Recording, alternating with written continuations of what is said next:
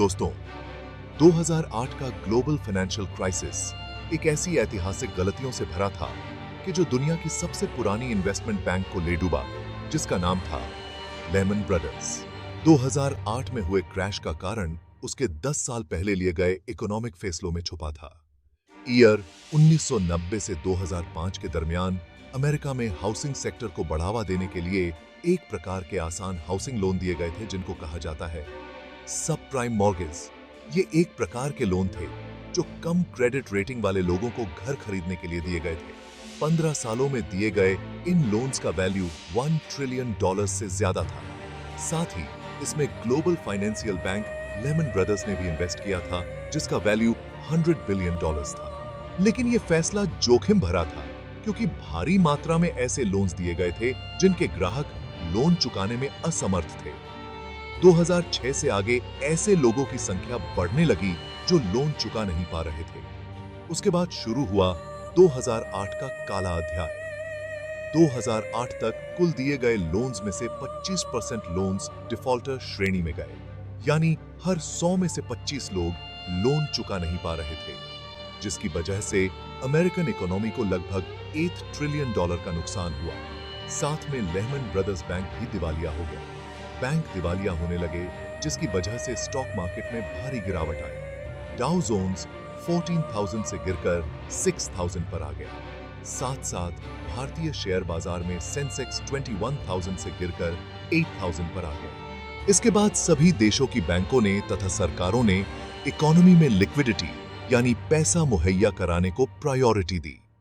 बैंकों की आर्थिक स्थिति सुधारने के लिए और फंसे हुए लोन्स कम करने के लिए उपाय किए गए।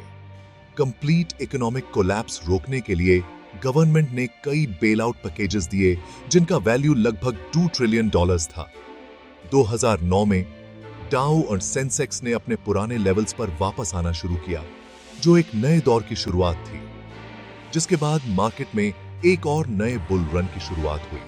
सेंसेक्स में 2009 में 9,000 के लेवल से शुरू हुआ बुल मार्केट 41,000 तक कायम रहा, जिसके सामने एक चट्टान की तरह खड़ी हुई एक महामारी कोविड-19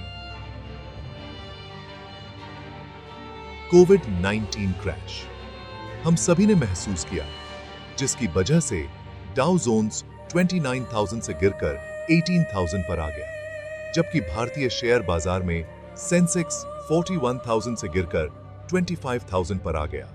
सरकारों और केंद्रीय बैंकों ने आर्थिक पैकेज और दरों में कटौती की घोषणा की। इससे शेयर बाजार में सुधार हुआ और 2021 से शुरू हुआ बुल मार्केट अभी तक जारी है। दोस्तों, कोविड क्राइसिस हम सभी ने करीब से देखा है और जाना है, इसलिए हम आगे बढ़ते हैं हमारे सबसे महत्वपूर्ण सेक्शन इंपॉर्टेंट नॉलेज बोनस की ओर।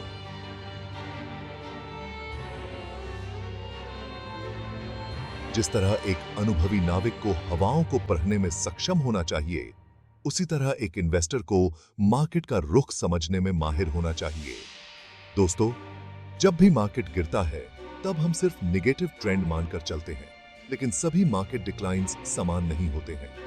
उसमें भी 4 अलग प्रकार के ट्रेंड्स होते हैं: करेक्शन, क्रैश, बबल बर्स्ट और बेयर मार्केट। हमें यह जानना जरूरी होता है कि हम किस दौर से जा रहे हैं। जैसे कि गिरावट जब 20% के अंदर होती है तो उसे करेक्शन कहा जाता है। 20 से 30% गिरावट को क्रैश कहा जाता है और 30% से ज्यादा गिरावट को बबल बर्स्ट कहते हैं। इस डॉक्यूमेंट्री के लिए धन्यवाद। हमें आपके कमेंट्स का इंतजार है दोस्तों। आइए नॉलेज बढ़ाते हैं हमारी अगली डॉक्यूमेंट्री के साथ। प्रॉफिटेबल स्टॉक्स और स्ट्रेटजीज जानने के लिए लाइक करें और सब्सक्राइब बटन के बाद आने वाला बेल आइकॉन प्रेस करें। Like, subscribe and press the bell icon.